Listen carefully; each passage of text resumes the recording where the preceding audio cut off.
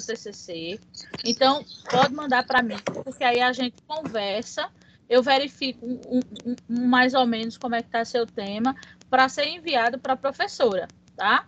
Para que ela analise e diga se aquele tema é de acordo para a gente começar, certo? E aí já é uma ideia para a gente cuidar, que eu sei que é um trabalho extenso e a gente tem bastante coisa para fazer, tá certo?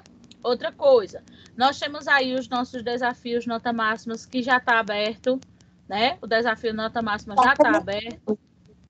Eu já fiz já também. Ótimo. Aquele diagnóstico, aquele teste diagnóstico, né? Para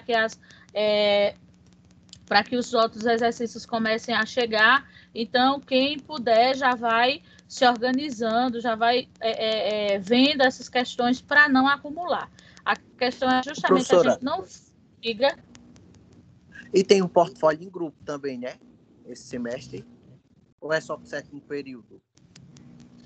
Eu não olhei essa parte. Alguém olhou? Porque eu pensei que o portfólio tem. Eu pensei que... Mas, minha gente, portfólio e TCC junto. Por isso que eu pensei que não... Por isso que eu pensei que não tinha por conta do TCC. Mas aí depois eu vou dar uma olhadinha justamente para a gente também dar uma organizada com relação a todas essas coisas. Professora, eu tenho uma dúvida. Professora. Diga, Dani. Eu tenho uma dúvida em relação ao TCC. No TCC tem que ter um... Como é o nome? Eu estava lembrado. Como é que se for? Um projeto. Quantas escolas fechadas a gente vai fazer como em relação a esse projeto aí? Olha, eu acredito que vai ser feito como a gente vinha fazendo os estágios. Se houver alguma necessidade ou dentro do TCC tiver alguma coisa que precise ir para campo, né? E como nós estamos no meio de uma pandemia que isso não vai ser possível, deve ter as adaptações que a gente pode fazer de maneira fictícia, né? Falando a respeito daquela questão, através de pesquisa, de texto, tudo se dá um jeito. Ok? Ô, Amanda, então, diga. Ô, Amanda, quando eu fiz pedagogia, quando chegou na época do TCC, eu lembro bem que a professora lá, ela ofereceu para a gente um leque com alguns temas para a gente escolher para fazer o TCC. Mas pelo que você disse aí, eu já percebi que em matemática, pelo menos nesse período, não sei se nesse ano, não sei se é realmente assim que acontece, é diferente. A gente vai escolher um e vai mostrar ela, ver se ela aprova. É diferente. Ela não dá um leque para a gente, não. Olha, isso vai depender realmente da professora de vocês, porque nas outras, até nos cursos de pedagogia mesmo, ela não estava dando opção, não. Ela solicitava, o aluno tinha que enviar o tema para que ela analisasse o tema e verificasse se ele estava de acordo, para que a partir daí o aluno começasse a pesquisar, entendeu? Aí eu não sei realmente, porque assim, cada professor tem uma dinâmica diferente de trabalho.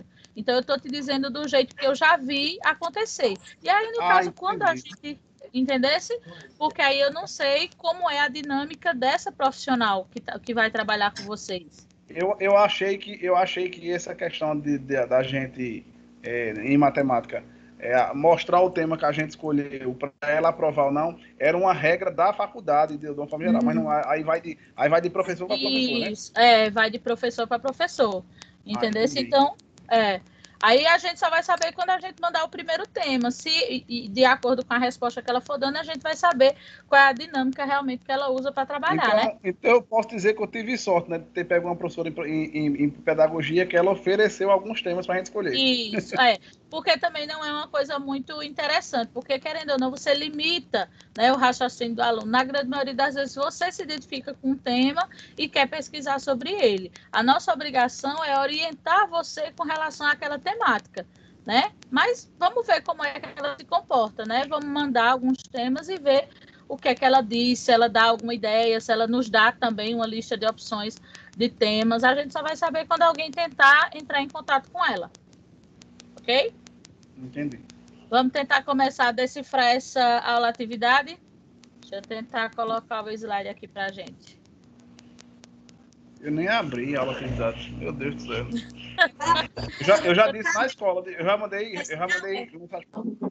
eu já disse pra escola que à noite não conte comigo pra nada. Pô, daqui a pouco vai ter reunião de novo. Digo, posso não. Posso de jeito nenhum. Caraca, velho. Porque eu vou trabalhar de manhã Tu passa mais tempo em reunião, do que efetivamente trabalhando, né? Com aluno no carro. Não, mas você não sabe nada. A gente tem que estar na reunião e com o telefone na mão. A reunião pelo computador e o telefone na mão respondendo os meninos. Isso, eu sei bem o que é isso. Ave Maria, pelo amor de Deus, minha gente, condições não. Essas aulas remotas, elas são muito cansativas. O povo tá doidinho para voltar para a sala de aula, para enfrentar os meninos na sala de aula. Meninos de 7, 8, 9 anos. Mas graças a Deus, né? Graças a Deus, a gente tá trabalhando, tá ganhando pão. Isso mesmo. Carla enviou, acho que foi Carla, não, foi Yali, enviou um linkzinho sobre cálculo numérico. Um negócio de 3 minutinhos. O cara explicando lá sobre o binário para decimal. Eu achei bem interessante. Eu também achei. Que negócio Eu saí olhando todos os... Foi a única coisa que eu vi do assunto até agora. A única. As coisas que ela mandou eu achei bem legal. Todo mundo tá vendo o slide? Tô. Pronto, beleza. Eu achei bem legal e eu acho interessante, sempre que vocês estiverem procurando, que vocês encontrarem alguma coisa que possa facilitar, é muito bom, porque o conteúdo já é meio complexo, né? Quando a gente for trabalhar essa questão de cálculo numérico, deu para perceber que é justamente a formatação de máquinas, né? De computadores, de calculadores, a forma como esses aparelhos funcionam, né? Então, são assuntos bem complexos, assim. Então, se em algum momento a gente encontra alguma coisa que tenta deixar a gente um pouco mais seja mais fácil, é perfeito, né? Então, assim, a colega que encontrou, que mandou, eu olhei todos. Ó, Amanda, na hora que eu cliquei nesse link que a Ali mandou, aí geralmente quando a gente clica no link, já abre outras possibilidades, né? De outros links também. Isso, né? Aí tinha também uma professora lá da Univesp explicando, e ela tem uma sequência de aula. Aula 1, aula 2, 3, 4, 5, ela tem uma sequência. É de 26, 27 minutos. Eu gostei. Eu só vi a primeira aula dela, que foi a introdução a cálculo numérico. Eu gostei também da aula dela, não achei que não. Seria interessante ver lá da Univesp. Muito bem. Tem um que também é alguma coisa de Newton. Aquele cara é muito bom também. Depois eu vejo se eu mando algum link para vocês. Vamos lá? Vamos embora começar a bater cabeça por aqui? Ver se a gente consegue se comunicar. Considere o seguinte trecho presente em uma etiqueta de pneus para carros. A duração da quilometragem para utilizar esse produto com segurança é de aproximadamente 3,210 a quarta. Para o expresso na etiqueta, o valor é considerado aproximadamente, sabendo que o erro aceitável é igual. Aí a gente, não sei se vocês tiveram a oportunidade de ver, que esse EA representa erro absoluto, né? Porque aí são questões que vocês precisam ir se adaptando com essas nomenclaturas. Porque aí ela te dá um direcionamento. Porque a Juliana disse que ficou perdida até na leitura do texto. Eu também achei algumas questões que o cálculo não era tão complicado, mas a leitura para você entender o que era necessário fazer, eu achei bem, né? Algumas questões eram nesse sentido. Então, é interessante que eu acredito que na aula de hoje, né, que a professora vai dar algumas nomenclaturas e a gente vá fazendo anotações. Aí, aqui, esse EA maiúsculo significa erro absoluto, né? Aí, a gente tem outro que é o ER, que é o erro relativo. Aí, cada um desses erros tem uma fórmula para ser trabalhada, entendeu? Então, veja, dentro do contexto, eu já identifico a formatação de erro absoluto, então já me dá um direcionamento de que fórmula eu vou usar, entendeu? Então já dá um estalo, tá? Sabendo que o erro aceitável é igual, menor ou igual a 3,10 elevado ao quadrado. Assinale a alternativa que representa essa quilometragem máxima e mínima, né? E que se possa trocar esses pneus. Então, assim, a velocidade máxima e mínima que a gente vai encontrar é de 31.700 quilômetros a mínima e 32.300 a máxima, né? Então, vamos embora começar a se divertir. E pronto.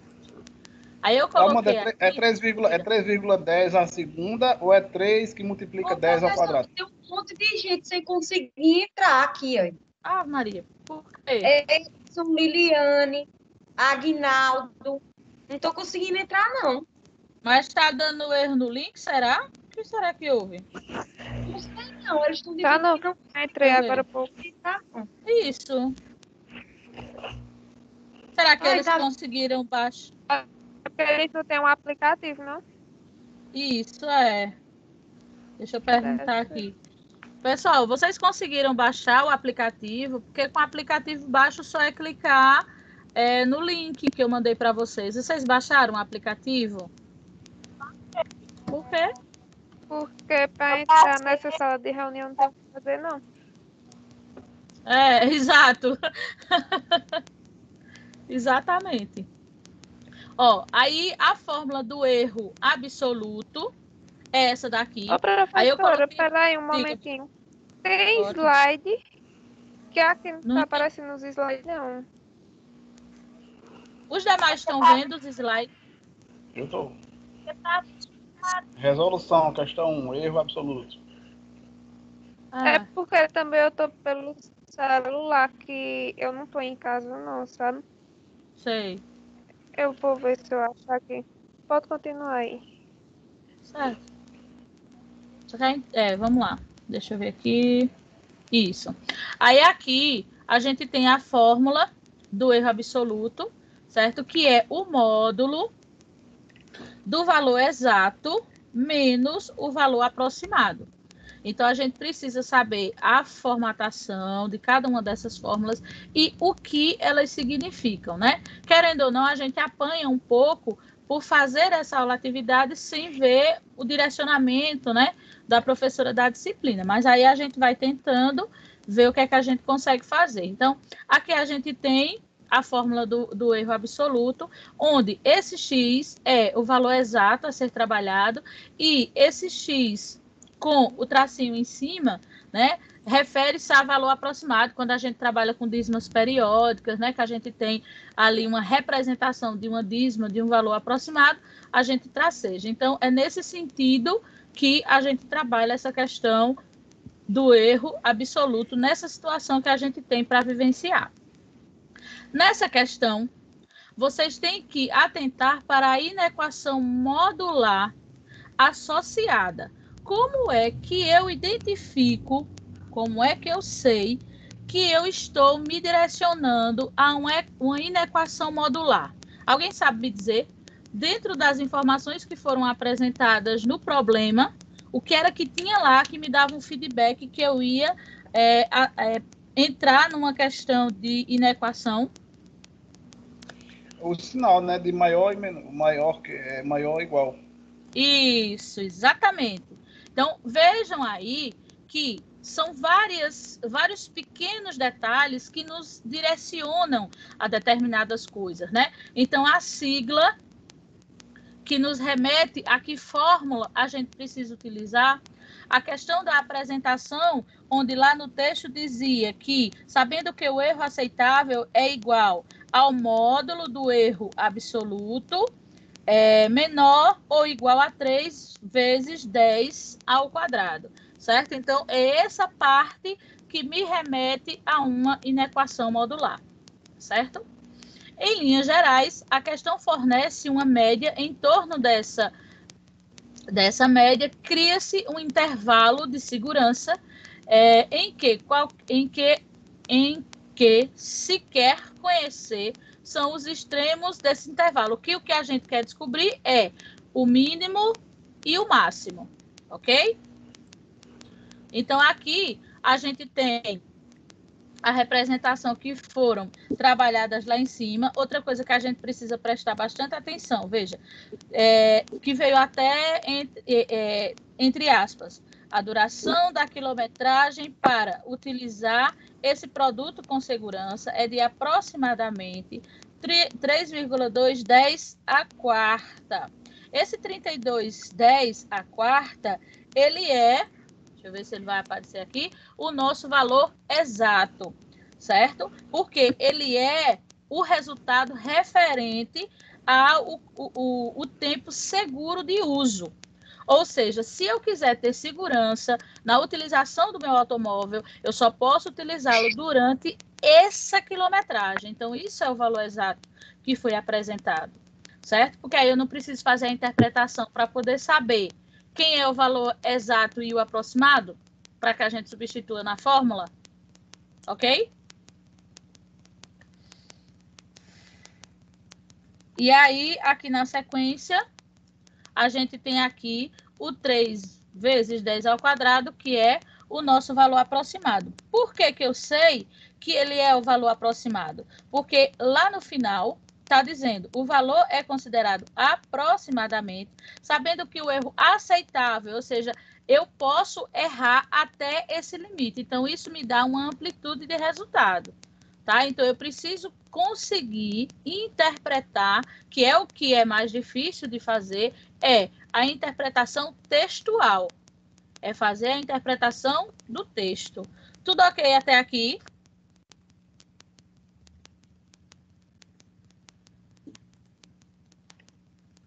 Vamos lá.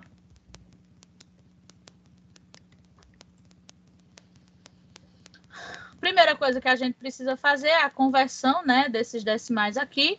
Então, eu tenho 3 vezes 10 ao quadrado, que é 100, e 3,2 vezes 10 à quarta.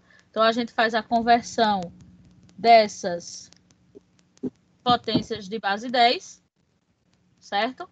E faz as multiplicações. 3 vezes 100 seria 300, e 3,2 vezes 10.000 seria 32. Deixa eu ver, tem gente chamando aqui. Certo? Então, para que a gente possa colocá-los dentro da fórmula. Então, primeiro eu faço a identificação dentro do meu contexto para saber quem é o valor absoluto, quem é o valor exato e o valor aproximado. Faço as conversões que forem necessárias e aí a gente vai para a fórmula.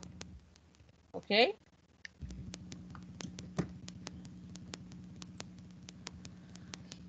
Ó, o que foi que a gente fez aqui? A gente só fez substituir, certo? Então, a gente fez aqui as devidas substituições para que a gente possa fazer a identificação. Veja que lá no próprio problema, ele está assim, ó, o módulo do erro absoluto, né, que é igual, né, a menor ou igual a 10 vezes a 3 vezes 10 ao quadrado. Lembram disso? Vocês estão com a atividade de vocês aí? Porque se vocês tiverem, fica mais fácil de vocês entenderem o que eu estou dizendo. Porque lá no texto, ele tem a fórmula do erro absoluto entre módulos, que é a substituição que a gente fez aqui. E lá está menor ou igual a 3 vezes 10 ao quadrado. Então, só foi essa a substituição que foi feita aqui. A gente fez a descoberta dos valores e fez as devidas substituições. E aí a gente começa a resolver, certo? A gente começa a centralizar essas operações. Por quê? Porque como a gente quer saber o intervalo de mínimo e de máxima, certo? Então, por isso que esse menos 300 vem aqui para frente. Porque ele é que vai separar esses dois elementos, esse espaço. Ok? E aí a gente vai fazendo a questão modular normalmente. Ó, a gente vai fazendo as devidas substituições, né?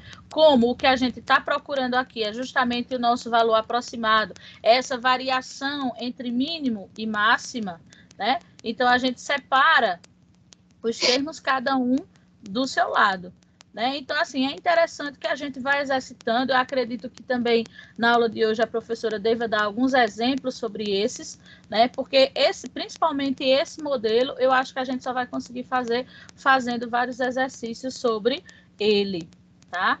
E aí aqui a gente finaliza, né? uma parte dele, né? Então, aqui a gente tem como o nosso valor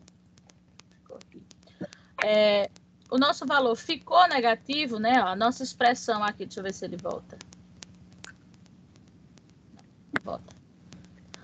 Como ele ficou negativo no final, os valores que nós encontramos foram valores negativos e nós estamos nos referindo, voltou, tá vendo? Os resultados que nós conseguimos encontrar quando nós terminamos a nossa equação modular foram valores negativos.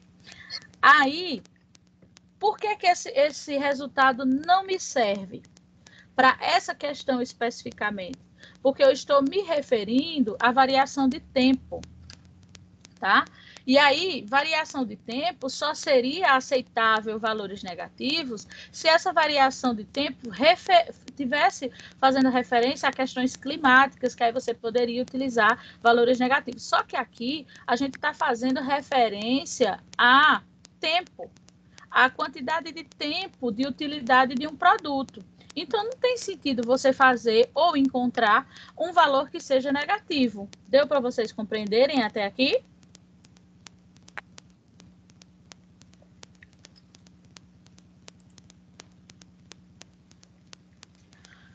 Por esse motivo, nós vamos fazer a multiplicação de todos os nossos elementos por menos 1, certo?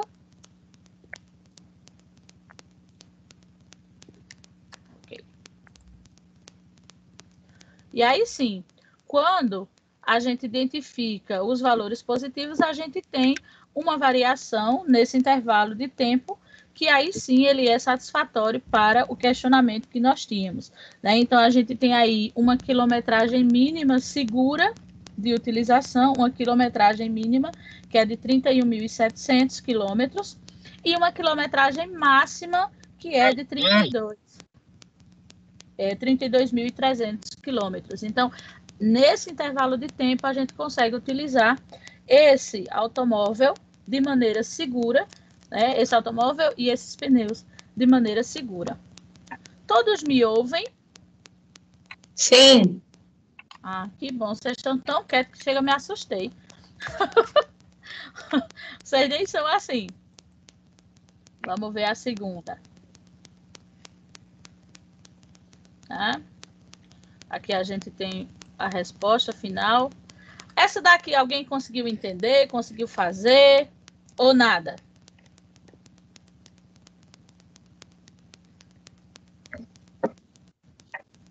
Pelo jeito, nada, né? Não, professor, estava incrível. Veja só. Depois da primeira, eu não fiz mais nenhuma que eu não faça isso. Então vamos embora. Olha, professor, o programa... Ainda não, mãe. Não está conseguindo o quê? Eles não estão conseguindo entrar, não, tá? Mas aí agora não tem muito o que a gente fazer. Que aí eu tenho que terminar aqui. De todo jeito, eu vou depois gravar, né? A aula está sendo gravada. E aí eles vão ter que ver aí o que está acontecendo com o aplicativo. Depois eles vão ver essa aula com mais calma também. Vocês também vão ter disponibilidade de ver tudo que a gente está trabalhando. Outra questão, né? A aula de vocês começa às 8h35. Aí, no caso, às 8h30, a gente fecha a nossa live, que vocês precisam ir para o ambiente de vocês, assistir a aula de vocês e eu também, né? Mas aí vocês não se preocupem de forma alguma, porque mesmo que a gente não consiga concluir todas, né, juntos, mas aí eu faço aquele vídeo que eu sempre fazia com vocês e eu mando e aí vocês vão analisando com calma, tá bom? O programa... A professora no ambiente, eu não gosto de assistir a aula. Tem sim, obedece, deixa de ser rebelde. Até eu tenho que ir para lá, mulher, agora, e marcar presença. Ó, o programa elaborado por Leandro opera na base 8. Cuidado com essas bases, viu? Cuidado com essas bases, que elas que determinam quais são os cálculos que vocês vão realizar. Nesse sentido, ao inserir o número 32 na base 10, o programa reconhece 40 na base 8. Leandro inseriu a seguinte expressão numérica na base decimal: 45 vezes 2 mais 4. Assinale a alternativa que apresenta a maneira como o programa elaborado por Leandro reconheceu a solução dessa expressão.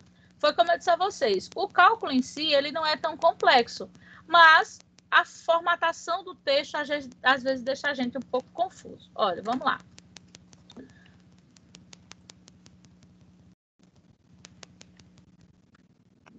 Se ele passa, a gente vai.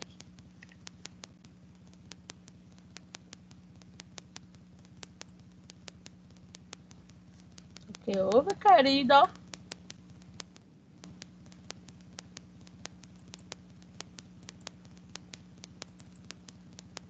O que sucedeu?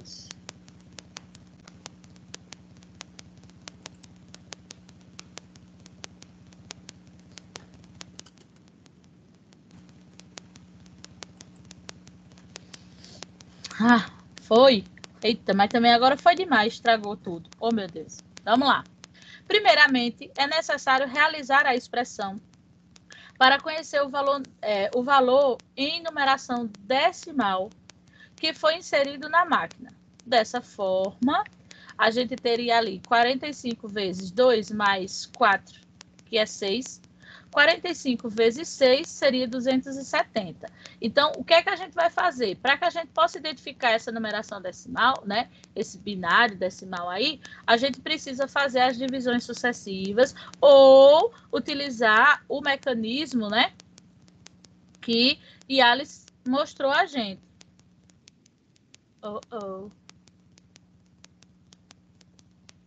Povo.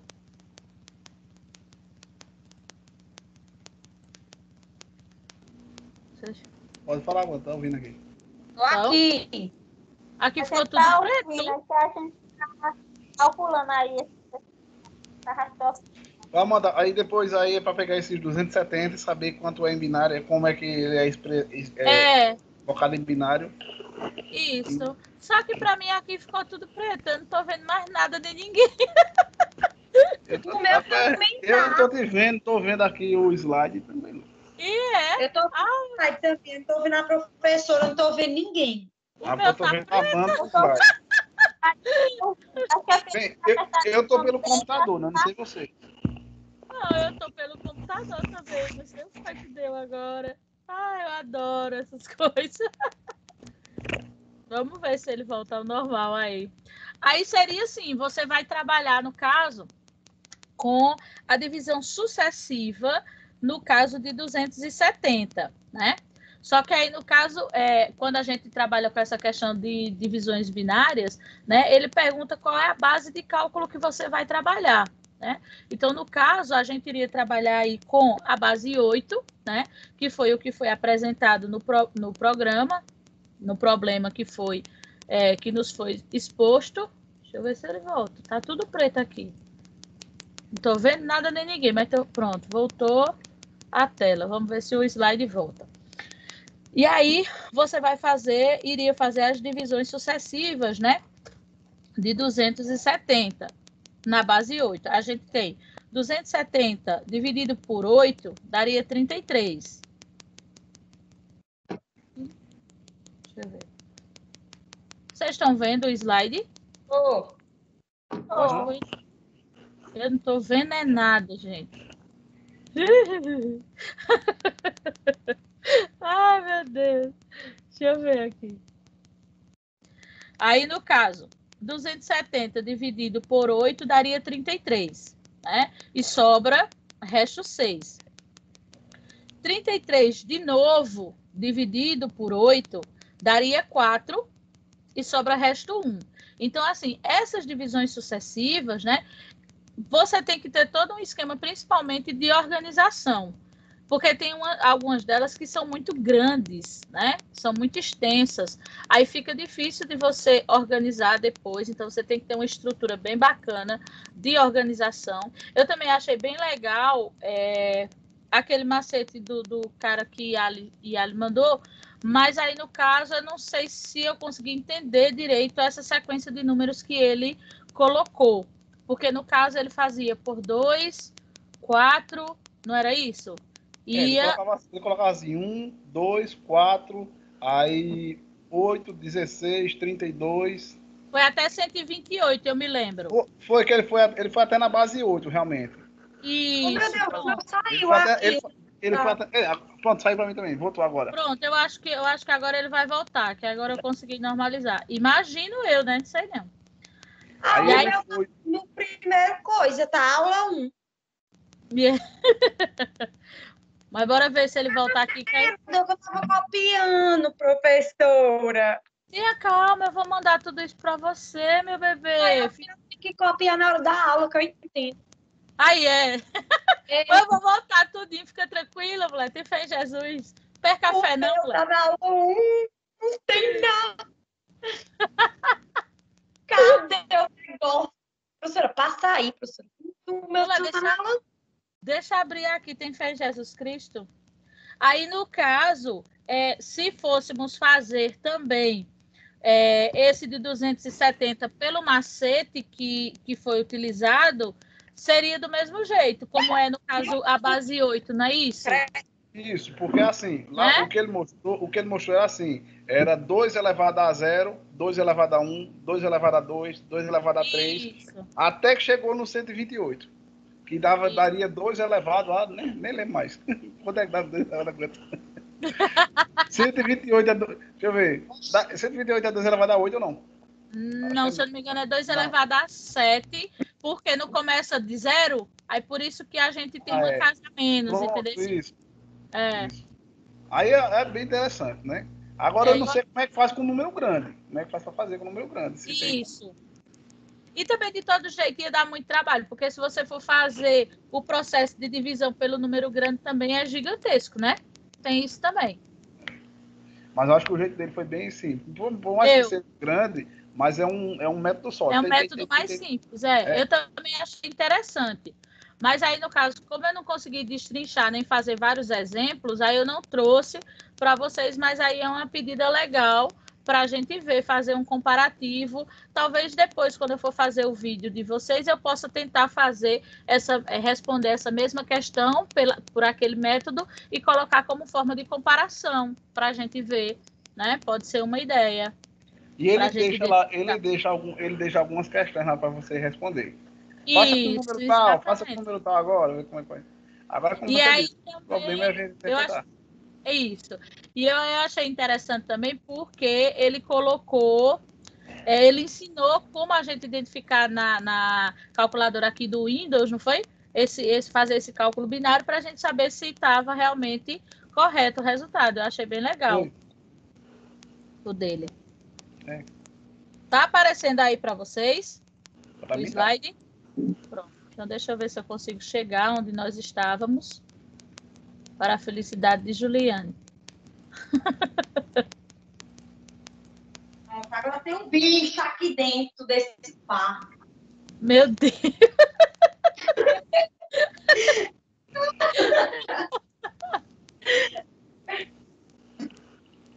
Vai, pronto, era aqui que nós estávamos. Se aquieta e não me faça raiva, não. Vamos lá. Ó, então aqui a gente iria começar, né, pelas divisões sucessivas. Eu coloquei aqui a divisão para a gente fazer juntos. Aí a gente tem 270 dividido por 8 dá 33. 33 vezes 8 daria 264, né? Aí sobra para a gente, deixa eu admitir alguém aqui. Sobra resto 6. Né? Então, 270 dividido por 8 é 33 e o resto é 6. Então, a gente continua nas nossas divisões. 33 dividido por 8 seria 4. 4 vezes 8 são 32. Para 33 ainda falta 1. Aí, para essas divisões sucessivas, ó, eu achei confuso, né? No caso, você tem que fazer as divisões sucessivas e tem que vir aqui do lado e colocando os resultados que você vai encontrando, tá vendo? Você tem que ir fazendo as divisões e ir anotando os resultados das suas divisões e os restos, para que você depois consiga montar o número, porque você pega primeiro a divisão daqui, ó, o resultado da última divisão, o resto, e o resto lá de cima, vê? Se você montar, vai ficar mais fácil, porque você segue uma linha. Essa e essa. Se aparecer essa outra aqui, eu botei, ficar bom. Tá vendo? Aqui e aqui. Aí 416. Né? Ou então, se você pega por aqui, ó, 4, 1 e 6. Por isso que eu coloquei eles em vermelho, para a gente identificar. Mas se for uma divisão muito grande, você vai ficar muito perdido. Né? Então, tem que ir fazendo. Ah, meu Deus, como ele está tão perturbado. A gente tem que ir fazendo as divisões e ir colocando aqui do lado os resultados. Entendeu? Aí, eu não achei tão difícil. Né? É meio complexo. Diga. Amanda, e esses 6, o resto 6, resto 1, resto 4, não, resto 4 não, resto 6, resto 1, seria o que no caso? Fazer parte de que essa parte aí? Porque aqui no caso é uma divisão normal que você está fazendo, né? Aqui ela fica... Não, mas a pergunta é assim, deixa eu reformular a pergunta. Reformula. Esse resto 6 e esse resto 1 vai me servir para quê no restante do cálculo? Para que você... Não, na continuação não. Ele serve para montagem do seu número. Veja que aqui você fez a divisão, sobrou 6. Você dá continuidade com o seu quociente. Veja, a próxima divisão que você vai fazer é com o quociente que você tinha. É o quociente dividido por 8. Né? Se por acaso aqui tivesse dado um número maior, seria esse quociente dividido por 8. Entendesse? Até... Aí no caso aqui sobrou 4. Aí no caso 33 por 8 dá 4. Aí depois eu vou pegar o 4 e dividir por 8, não tem como. Exatamente, por isso que você para. Porque você vai dividir até quando for possível. Ou seja, você vai dividir o máximo possível. Quando eu cheguei aqui, que eu dividi 33 por 8, que deu 4. 4 não dá para você dividir por 8. Então, por isso que você para, ok? Então, a montagem do seu número seria... sempre, o primeiro número vai ser o quociente, o último quociente que você tem e a sua sequência de restos, tá? Seja ele 0 ou então algum desses números que forem sobrando. Porque, por exemplo, em algumas divisões, eu acho que até na aula de hoje, nessa atividade, tem uma divisão dessa que quando a gente vai fazer, às vezes o resultado dá exato, né? Então, para montar esse número... seria o último quociente, a última divisão que você fez lá embaixo, é o último quociente e todos os seus restos, tá? Você pega voltando, você pega o quociente, vou botar aqui, pega o quociente, subindo com todos os seus restos. Tá vendo aqui, ó? O último quociente é o primeiro número que você identifica. E aí você pega subindo com todos os demais restos. Que você encontrou o resultado seria 416. Exatamente. Isso. Aí no caso... Deixa eu ver qual foi a pergunta aqui. Cadê qual foi a pergunta? Ó, a pergunta é: assinale a alternativa que apresenta a maneira como o programa elaborado por Leandro reconheceu a solução dessa expressão que foi dada, que era 45 vezes 2 mais 4. Entendeu? Aí aqui eu coloquei ele de novo, né, os resultados das nossas divisões, aqui. E aqui, ó, o número a ser formado é composto pelo dígito do quociente da última divisão. Então, essa parte aqui é interessante a gente colocar grifado e anotar, entendeu? Ó, o número formado é composto pelo dígito do último quociente e todos os restos, ó. E os restos das divisões anteriores. Por isso que, por aqui... fica mais fácil de você entender. Terminei a divisão, eu vou pegar o último quociente e pego subindo com todos os restos. Então, o resultado seria 416 na base 8, porque foi a base que foi me dada para trabalhar lá no início do texto. Ok? Essa continha bestinha assim, dá para fazer na calculadora científica, não, né? Ele já dá o resultado. Eu acho que não. Eu acho que dá para a gente ir adiantando, por exemplo, 270 por 8 e tal, né? Para não precisar fazer a montagem como eu fiz. Mas, você já vir direto tem que fazer o cálculo mesmo. Eu creio que sim, eu creio que sim. Tem que papel e caneta, não tem como escapar não. Eu creio que sim. Então, a solução seria 416 na base 8, né? Essa base 8 é porque que significa que vai ser dividido por 8 sempre, né? Isso. Até o limite. Não, mas veja bem, Não é sempre. Nesse problema, no segundo, ele disse a base 8. Se por acaso ele tiver... Não, eu estou dizendo assim, que vai ser sempre por 8, porque o problema disse que era na base 8. Então, isso, exatamente. Vai ser 8, vai ser dividido por 8 até onde, o máximo que você... Até onde for permitido. Exatamente. Se ele tivesse dado uma base 2, a gente ia-se embora com a base 2. Agora a base 2 é horrível, porque ela dá uma divisão muito grande. Tem um aqui eu estava aqui esperando tu mostrar já a questão do binário. Eu disse, cadê aquele monte de 1 e de 0 que não tem aqui? Só que aqui já é outra questão diferente já do assunto. Isso. É outra linha do assunto já. Isso. Na terceira questão, a gente tem a mantissa, é um número real e uma representação corriqueira utilizada com o objetivo de diminuir a quantidade de bytes. Os bytes referem-se à menor informação que pode ser transmitida e armazenada no meio digital. Considere o número 745,47. Assinale a alternativa que apresenta a representação desse número em ponto flutuante, sabendo que o sistema comporta 5 algarismos na matiça. Quando você olha esse negócio, você diz, poxa vida!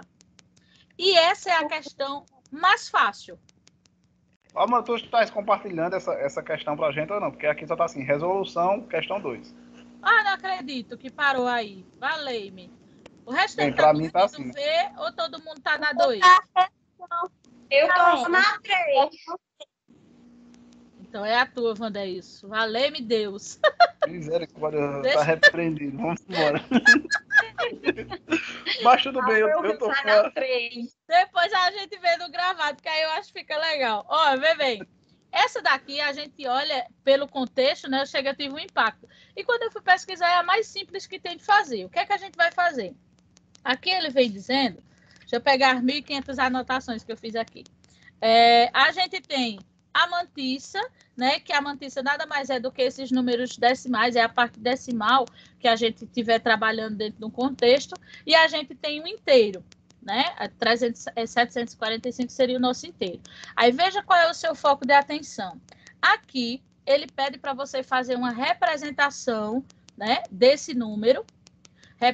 Aqui, ó, a alternativa que representa a representação desse número em ponto flutuante.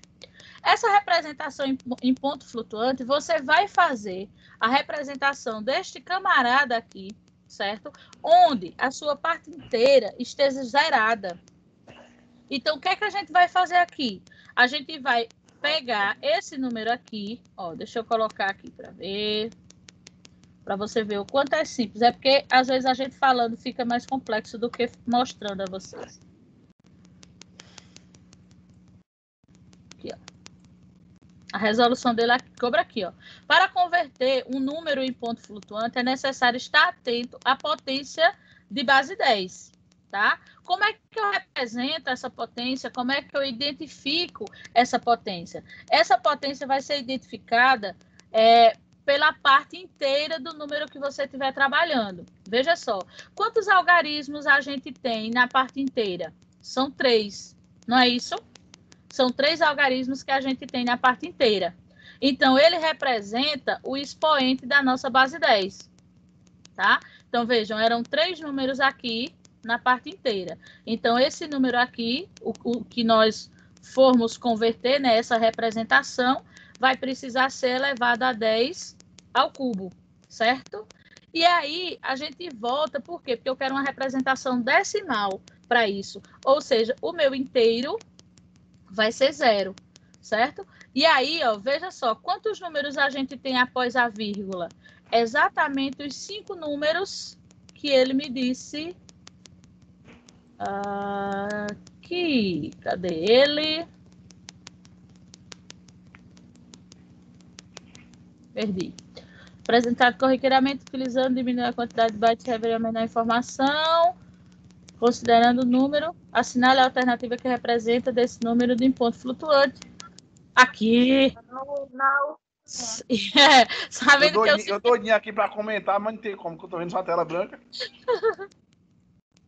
Sabendo que tem um sistema composto de 5 algarismos da mantiça.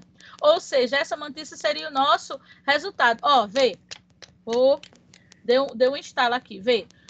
A mantiça que a gente tem não é justamente essa parte decimal? Não é isso? Na divisória que a gente tem a mantiça é essa parte aqui.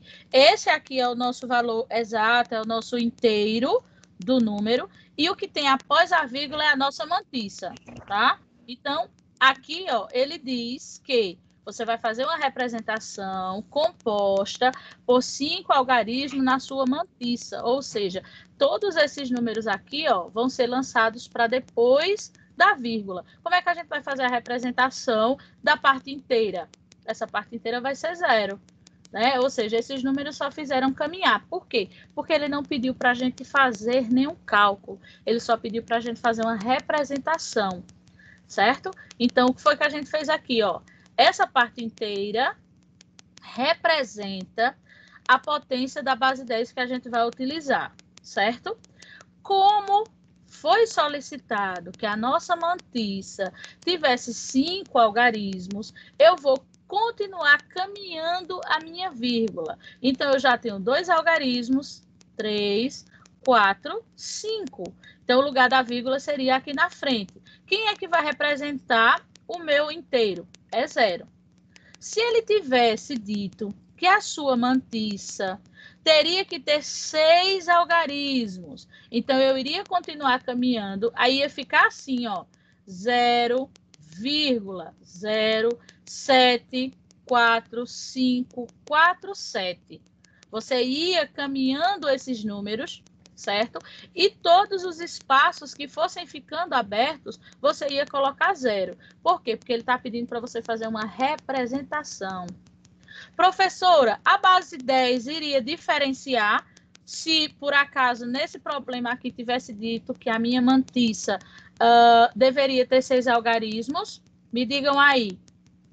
A minha base 10 ia mudar se eu mudasse essa quantidade aqui? 745, antes da vírgula, nós 3 algarismos, então acho que não mudaria, não. Muito bom! A representação da sua base 10 se baseia na quantidade de algarismos que você tem na sua parte inteira original. Né? Então, como a minha parte inteira original é 3, então a minha base é 10 ao cubo. Fechou, tá? O que ia diferenciar a quantidade de algarismos aqui seria justamente essa mantiça. Vê, se ele tivesse dito que a quantidade de algarismos na mantiça fossem 4, olha só, se fosse 4, a vírgula ia ficar aqui, ó, entre o 7 e o 4. Vocês conseguiram entender? Eu entendi. Isso aí. Conseguiram. É fácil. Porque esse é fácil de fazer, certo? A base 10 vai ser representada, a potência da base vai ser representada pela quantidade de algarismos que eu tenho na parte inteira, certo? E a quantidade de números que eu tenho na minha mantiça, que é a parte decimal, é que vai determinar onde a minha vírgula vai parar, tá certo? Então, vejam, aqui eu já tenho 2 números. Se ele tivesse pedido uma mantiça com 4 algarismos, eu ia caminhar a vírgula mais 1, 2, ó. Ele ia parar aqui. Ficaria 7,4547 vezes 10 ao cubo. Como ele solicitou 5 números, então a vírgula tem que ficar na frente do 7. Se ele tivesse solicitado 6 números, eu ia ter que colocar um 0 na frente desse 7, a vírgula e outro 0. E assim sucessivamente. Certo, pessoal? É. Esse aqui eu achei simples.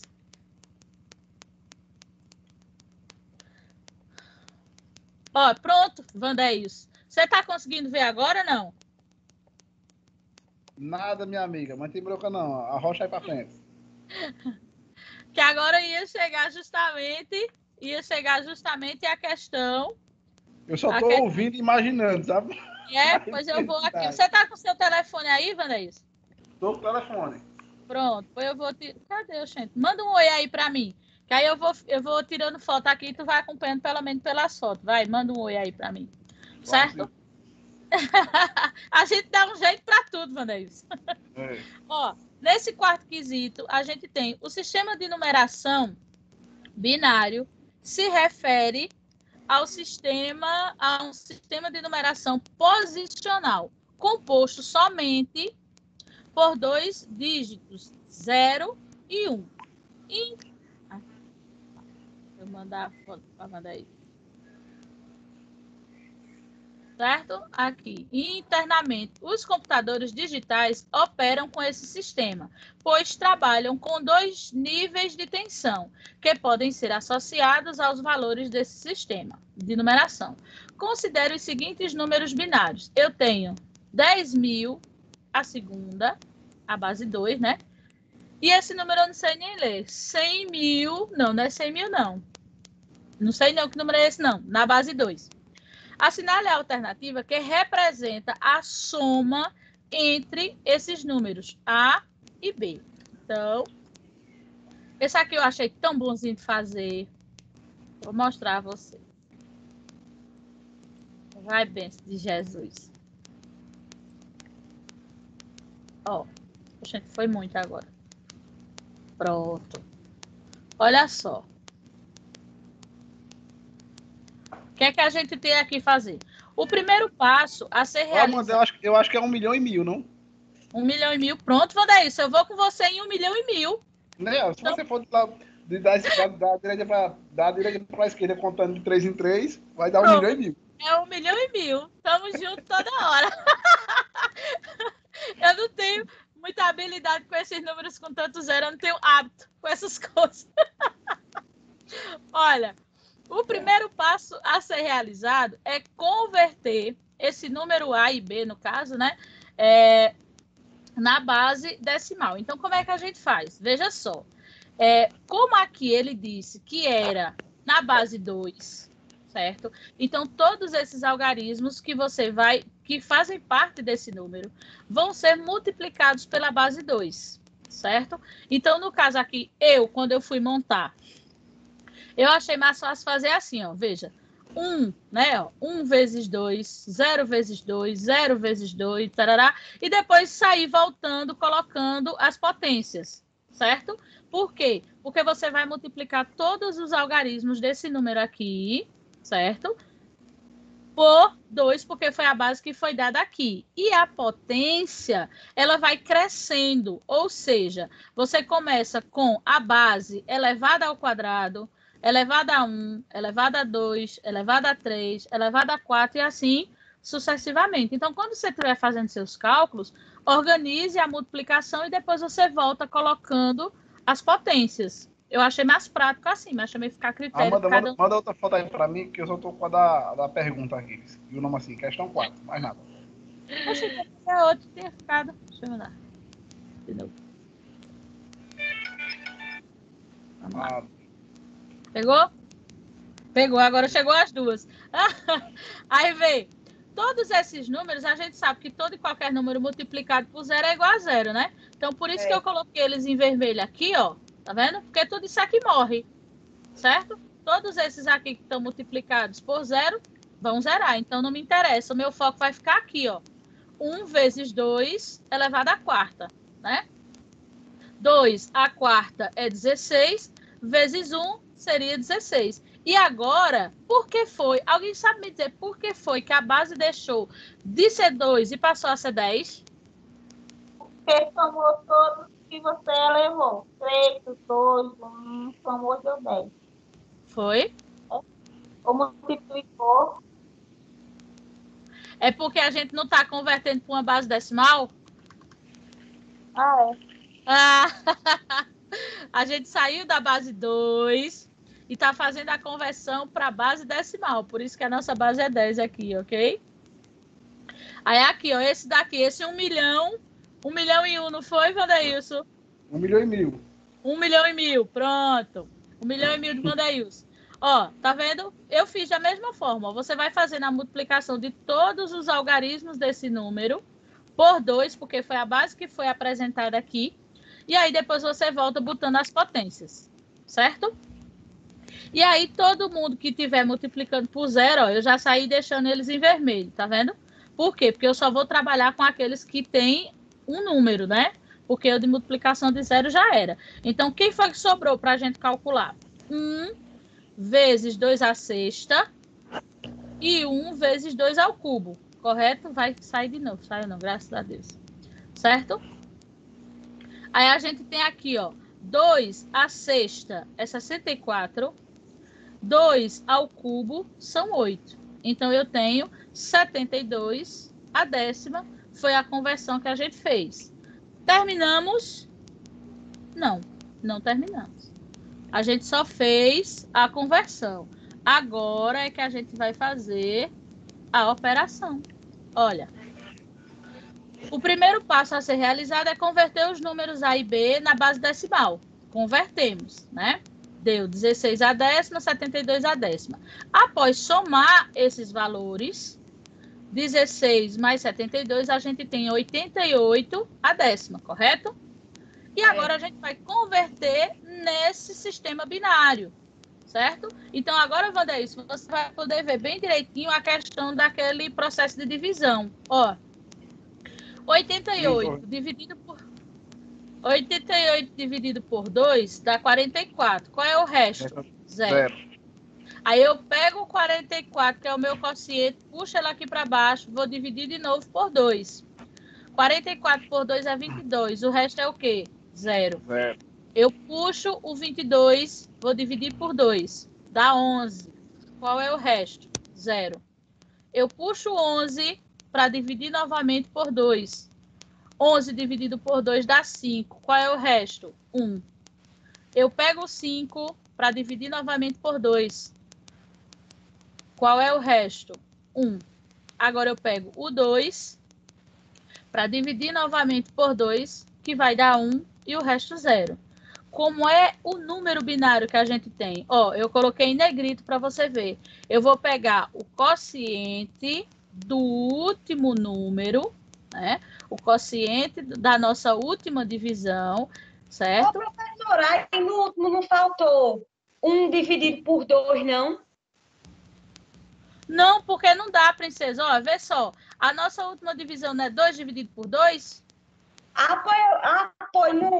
Numa questão que eu fiz, eu fiz até 1 dividido por 2. Ô, nega, mas aí no caso, a intenção, veja, se você faz 1 dividido por 2, não vai dar um decimal? Não, eu fiz assim, eu botei 1 dividido por 2. Aí eu coloquei que dividia que restava 1. Achei que você se perdeu aí. Vamos fazer o seguinte, você depois que a gente terminar aqui, você tira uma foto e manda para mim para eu poder entender, que eu buguei agora. Ó, porque seguindo essa ordem aqui, é porque a divisão não está aqui, né? Aí fica um pouco chato, mas dá para a gente ver que como é a divisão é por 2. Outra coisa, como é que eu sei que eu estou dividindo por 2? Aqui, diferente daquele que a gente fez anteriormente. É a base que foi dada lá no começo, tá? Então, veja, o número que a gente tinha era na base 2. Então, por isso que eu estou fazendo as divisões na base 2. Aquele anterior que nós tínhamos era na base 8, tá? Então, você tem que se ligar, porque as divisões sucessivas que você vai fazer do número binário depende da base que vem discriminada no problema, tá certo? Ó, vamos de novo. Então, eu apaguei já. Mas segue o raciocínio para você ver, ó. 88, se você estivesse montando, era mais fácil, ó. 88 dividido por 2 dá 44. Qual é o resto que sobra? Nada, né? Porque a divisão é exata. Aí eu pego o quociente, né? O quociente é 44, tá? É sempre o quociente que você divide. 44 dividido por 2 dá 22. Quem é o resto? 0. Aí eu vou pegar o quociente 22 e dividir por 2, que vai dar 11, e o resto é 0. Aí eu vou pegar o quociente, que é 11, e dividir por 2. 11 dividido por 2 dá 5. E ainda sobra 1, porque 5 vezes 2 é 10, para 11 falta 1. Aí eu vou pegar quem? O quociente. Quem é o quociente? 5. 5. E vou dividir por 2. 5 dividido por 2 é 2. 2 vezes 2 são 4. Para 5 falta 1. Olha o resto aqui. Aí eu vou pegar o quociente de novo. Quem é o quociente? 2 e dividir por 2. 2 dividido por 2 é 1. Acabou a conta. Eu viajei. Foi.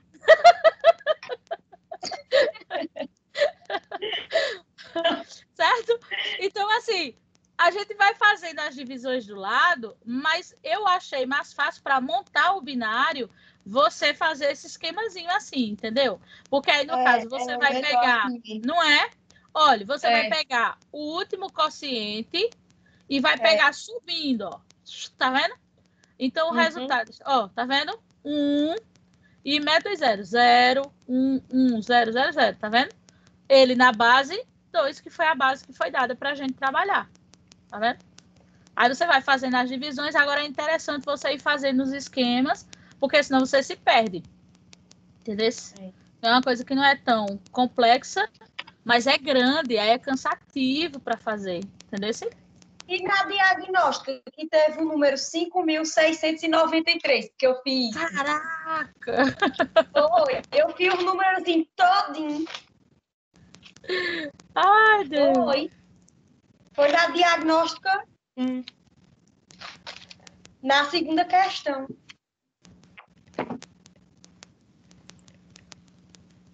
Pois pronto. Então aqui... doida já com esse número todinho. Aqui a gente fecha a aula, atividade de vocês. Deu tempo da gente corrigir tudo, graças a Deus. Deu tempo da gente realizar. E agora eu quero ouvir vocês, né? Eu quero ouvir vocês, se vocês conseguiram entender. Se ainda ficou muito complicado, me digam aí como é que tá na visão de vocês. Olha, eu vou ser bem sincera, eu não tinha visto nada desse assunto ainda não. Mas o que a senhora falou aí... Eu também entendi. Agora eu consegui entender, né? Ai, que bom. Que estava em greve.